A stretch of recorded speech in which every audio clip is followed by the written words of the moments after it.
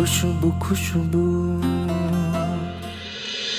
বাড়ির যা, তোর বাপরে বেজ্জতি হওয়ার জন্য রেডি থাকতে পার। মিজান ভাইয়ের গালে থাপ্পুর মারছে, সুদ আর আসল একসাথে বাইট করে ছাড়বো। আমার শরীর তোমার কাছে অনেক আগেই পুরাতন হয়ে গিয়েছিল। আর প্রেমে তোমার কোনো কালেই বিশ্বাস ছিল না। পুরা বেতন দিব না?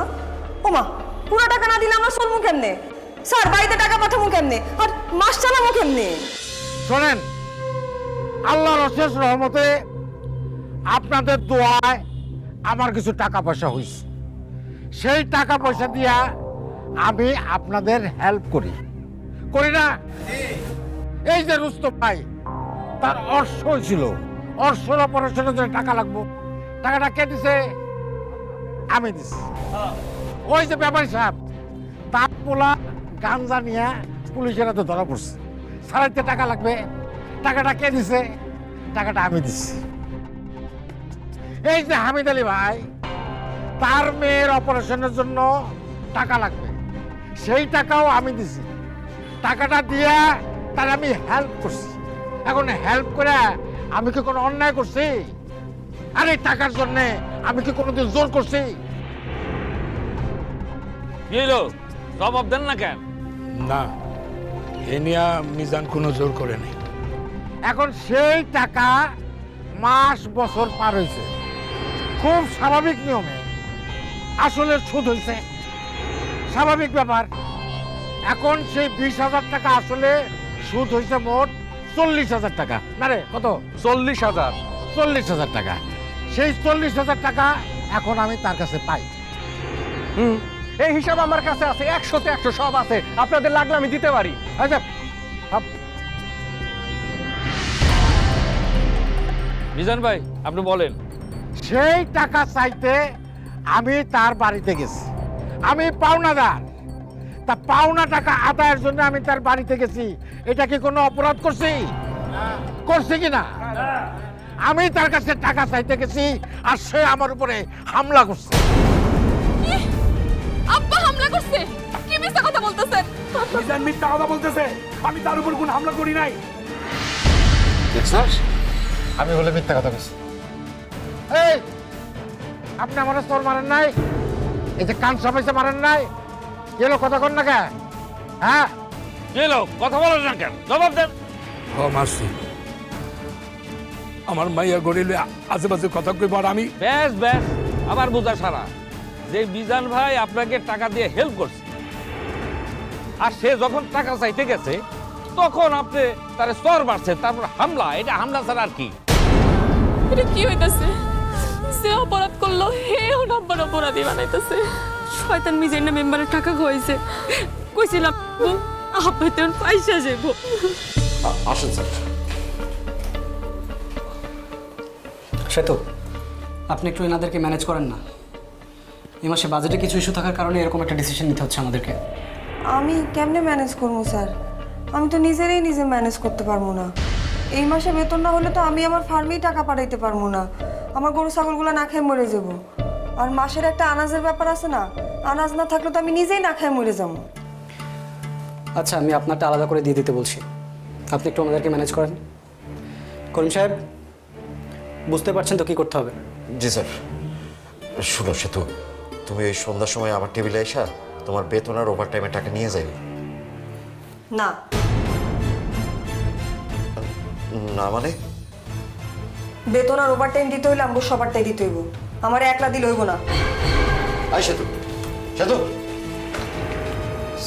স্যার, দেখছেন কিরকম ভাব দেখাইলে? যদি শাকিল স্যার থাকতো না তাহলে কি স্যার এই সিচুয়েশন শক্ত হাতে হ্যান্ডেল করতো।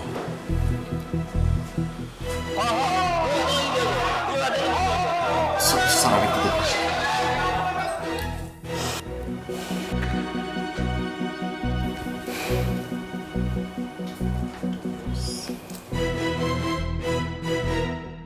স্যার, খবর তো বাইরে ফাঁস হয়ে গেছে স্যার। পোলাপান সব বিদ্রোহ করছে, ওয়ার্কাররা সব কাজ বন্ধ করে দিয়েছে স্যার।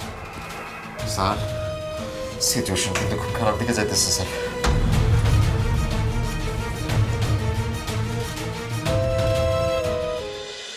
প্রিয় গ্রামবাসী, হামিদ আলী ভাই যে আমার বেইজ্জতি করছে, সে মুরব্বী মানুষ, ঠিক আছে, আমার কোনো দুঃখ নাই, কিন্তু আমার কথা হইলো পুরা গ্রাম, এই সুবর্ণপুর গ্রাম রে সে বেইজ্জতি করছে। আপনারা সবাই জানেন যে আমাদের সুবর্ণপুর গ্রামে একটা শুটিং পার্টি আসছিল, আসছিল না শুটিং পার্টি? সেইখানে নায়িকা মিসিং, তারে খুঁজে পাওয়া যাইতেছে না। সেই নায়িকারে পরে কোথায় খুঁজে পাওয়া গেছে জানেন? জানেন না? সেই নায়িকারে পাওয়া গেছে এই হামিদ আলীর বাড়িতে। হামিদ আলীর বাড়িতে সে রাত্রি যাপন করছে। তা এইটা কি কোনো অপরাধ না বলেন? এইরকম একটা মুরব্বী মানুষ, দেখতে এরকম আল খেল্লা পড়া, তার বাড়িতে পাওয়া গেছে নায়িকারে। নাউজুবিল্লাহ, নাউজুবিল্লাহ। সুবর্ণপুর গ্রামের কলঙ্ক লই হামিদ মিয়া, বলেন কলঙ্ক না? জোরে বলেন। ওই মাইয়া নায়িকা ছিল কিনা আমি জানি না, পানিতে ডুবে যাইতেছিল। মানুষের জীবন বাঁচানো ফরজ, আমি তারে বাঁচাইতে চাইছি, এই আর কি। তারে বাঁচাইছেন, খুব ভালো কথা, কিন্তু তার বাড়িতে নিয়ে গেলেন শুটিং এর লোকজনকে ডাইকে তাকে হাতে তুলে দিতে পারতেন, হাসপাতালে নিতে পারতেন, থানাতেও তো জানান নাই কিছু। বাড়িতে নেওয়ার একটা কারণ আছে। কারণটা কি জানেন? অসৎ উদ্দেশ্য। কি বলেন আপনি এসব? এই ভাইয়া, সালিশে কথা বলার স্ট্যান্ডার্ড তোমার, চুপ থাকো। বলেন মিজান ভাই। আর এখন আপনারাই বলেন আমি পাওনাদার, পাওনা টাকা চাইতে গেছি, সেটা অপরাধ হয়ে গেছে। আর সে যে নায়িকা বাড়ির মধ্যে গ্রামের পরিবেশ নষ্ট করছে, সেটা অপরাধ না? বলেন অপরাধ না?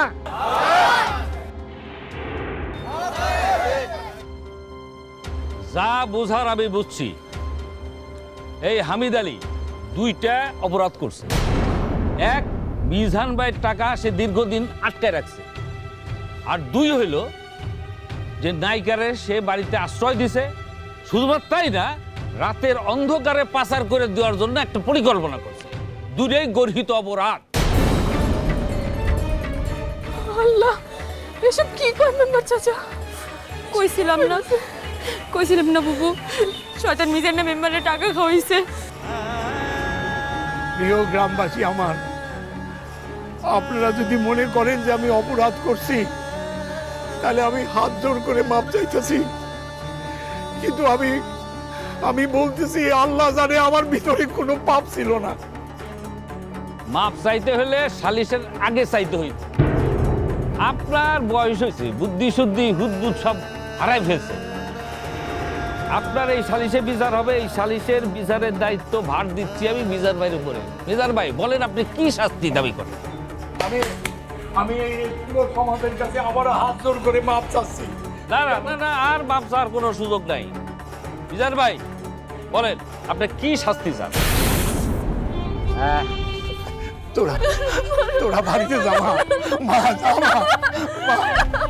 আমি চাই এই হামিদ মিয়ার মতো লোকজনদের এমন শাস্তি হোক, এই গ্রামে আর কেউ যেন এই হামিদ আলীর মতো সুবর্ণপুর গ্রাম রে অপমান করতে না পারে, আর পাওনাদারের উপরে কোনো রকম হামলা করতে না পারে। এই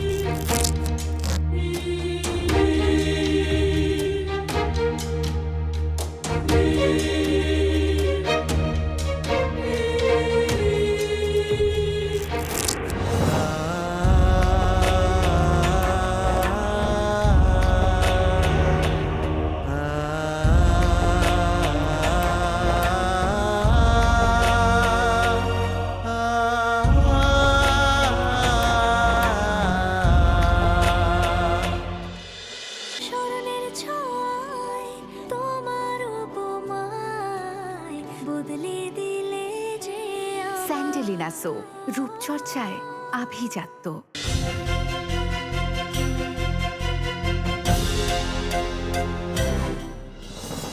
স্যার স্যার 1 ঘন্টার বেশি হয়ে যাইতেছে। সরি, যাচ্ছে স্যার। মেশিন এখনো বন্ধ। এইভাবে যদি সবাই কাজ বন্ধ করে রাখে ফ্যাক্টরি তো চলবে না স্যার। এইটা তো মাইনে নেওয়া যায় না। যে সাগরে কখন বলছি সে তো ডেকে নিয়ে আসতে, এখন পর্যন্ত খবর নেই। স্যার এবার যদি সেতু ঘাটতারামি করে ওরে কিন্তু বরখাস্ত করব।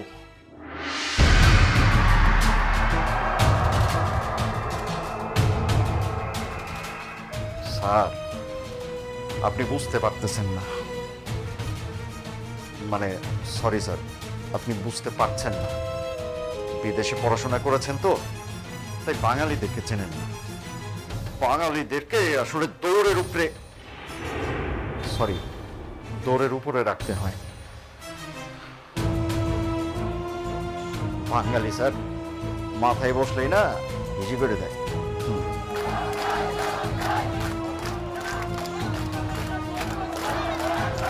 স্যার ওই যে আবার শুরু হয়ে গেছে।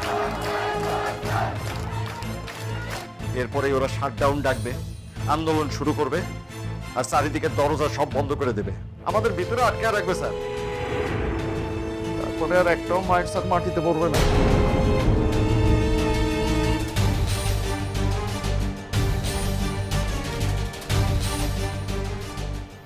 কাকে কল করছেন? আর কাকে স্যার, এই পরিস্থিতি থেকে আমাদের একজনই উদ্ধার করতে পারে, শাকিল স্যার। ফোন রাখেন। জি স্যার। ফোন রাখেন, কাউকে কল করতে হবে না। কি কইতেছেন, কি বলতেছেন স্যার? এই ঝামেলা একমাত্র শাকিল স্যার ছাড়া কেউ ঠিক করতে পারবে না স্যার। আমি বলেছি ফোনটা রাখেন, না হলে কিন্তু আমি আপনাকে শোকজ করবো মিস্টার করিম। আর শোকজ আন্দোলন বাইরে গেলে জানেই বাঁচবো কিনা কে জানে। শালা শাকিল স্যার থাকলেই ঘটনাই ঘটতো না। আসবো স্যার। আয় দেশে তো আসো। এই তোমরা কি চাও ফ্যাক্টরিটা বন্ধ হয়ে যায়? তোমরা যদি কাজ করা বন্ধ করে রাখো তাহলে ফ্যাক্টরি চলবে কেমনে? স্যার এই যে মালিক পক্ষরা হঠাৎ করে বেতন বন্ধ করে দিছে, তাহলে শ্রমিকরাই বা কেমনে চলবো সেটা একবার জানার চেষ্টা করছেন? সে তো তুমি কি বুঝতে পারতেছো তুমি কার সামনে দাঁড়িয়ে কথা বলতেছো? করিম সাহেব, স্যার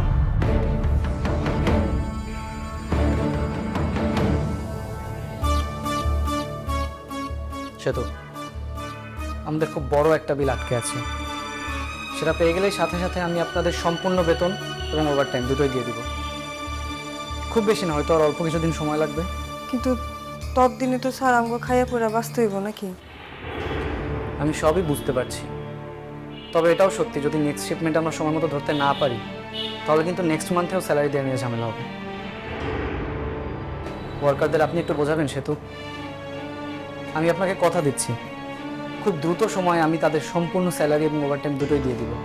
স্যার ওরা আসলে আমার কথা শুনবো কিনা আমি জানি না, কিন্তু আপনার সম্মান রক্ষার্থে আমি সবার একটু বুঝাই বলার চেষ্টা করব। থ্যাঙ্কস।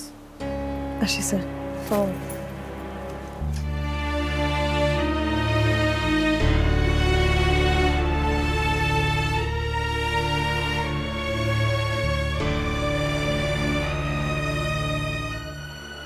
স্যার আপনি কিন্তু ভুল করতেছেন।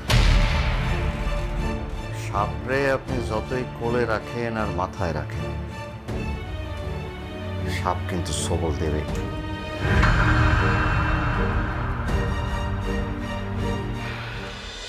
স্মরণের ছয় তোমার উপমায় বদলে দিলে যে স্যান্ডেলিনা সো রূপচর্চায় আভিজাত্য।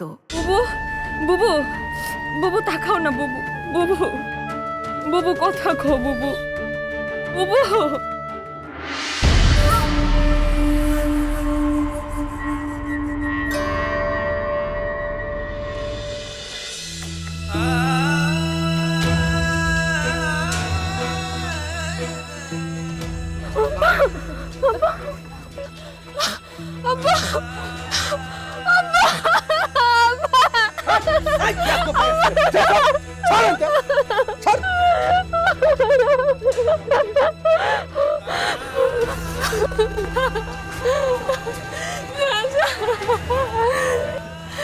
আপনারা এতদিন ধরে আব্বারে চিনেন, কোনোদিন কোনো খারাপ কাজ করতে দেখছেন? কোন চাচা, একটু দয়া করেন চাচা, চাচা একটু দয়া করেন। আমার আব্বা সারা জীবন ইজ্জত নিয়ে বাঁচতে চাইছে, তার এই শেষ বয়সে বেজ্জতি করেন না চাচা, এই বেজ্জতি করেন না। তোমার আব্বা ভালো মানুষ ছিল, এখন আর নাই। সে মাইশের কাছ থেকে টাকা নিয়ে ফেরত না দিয়ে উল্টা তোমার হামলা করে। মাইশের টাকা ফেরত না দিলে শুধু খারাপ না, সে তো শয়তানের বাচ্চা। চাচা আরেকটাবার সুযোগ দেন চাচা, আরেকটাবার সুযোগ দেন, আল্লাহ রাস্তা আরেকবার সুযোগ দেন, আপনি সব টাকা দিয়ে দিব চাচা। একটু একটু দেখেন চাচা, একটাবার সুযোগ দেন। বললাম না, ওইটার আমার হাতে নাই। যে পাওনাদার, যার উপরে জুলুম করছে, সে যদি না চায়, আমার আর করার কি আছে? আমি তো এক চোখা বিচার করতে পারি না।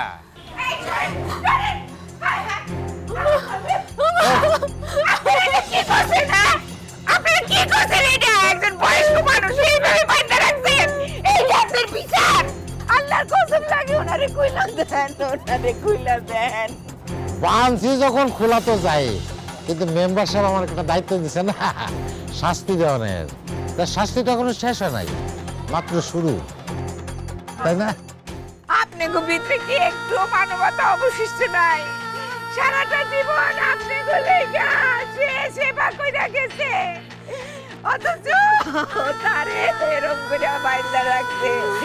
আপনারা দেখতেছেন, আপনারা মজা নিতেছেন। বলেন ওনারে কইলা দেন, ওনারে কইলা দেন। চাচি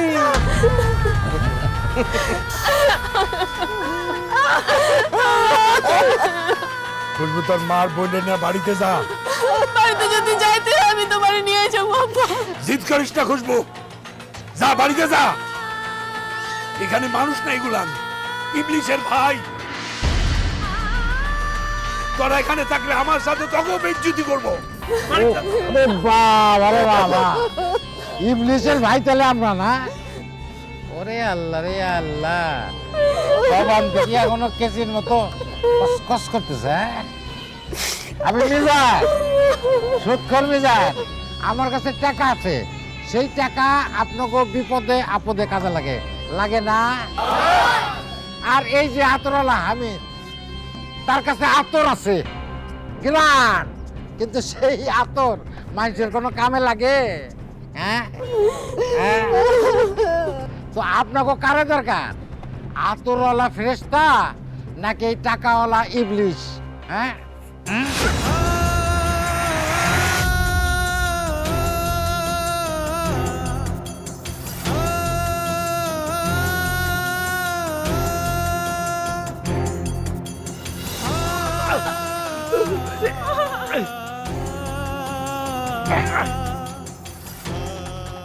আজকালকার দিনে যত সম্মানীয় কোনো দাম নাই। যার কাছে টাকা আছে সে ইবলিশই হোক আর শয়তানি হোক, তারই দাম। সবাই আইন নিজের হাতে তুলে নেয়।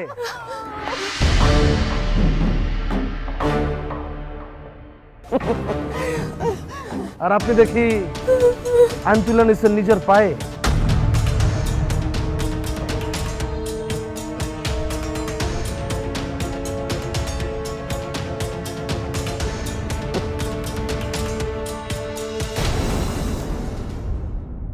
শাকিলের কাছে কি আনি আমার কোনো ইনফরমেশন পাঠায়, আমার সব গতিবিধি? অ্যানি,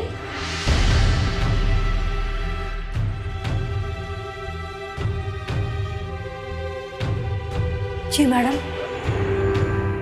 স্মরণের ছয় তোমার উপমায় বদলে দিলে যে স্যান্ডেলিনা সো, রূপচর্চায় আভিজাত্য। আপনারা কেউ যদি প্রমাণ করতে পারেন যে আমি টাকা নিছি, তাহলে আমার বেতন পুরাটাই আমি আপনাকে দিয়ে দিব। সাদা সাদা কালা কালা রং জমেছে সাদা কালা কলঙ্কের কালি মুরব্বী একটু মাখাই দিলাম।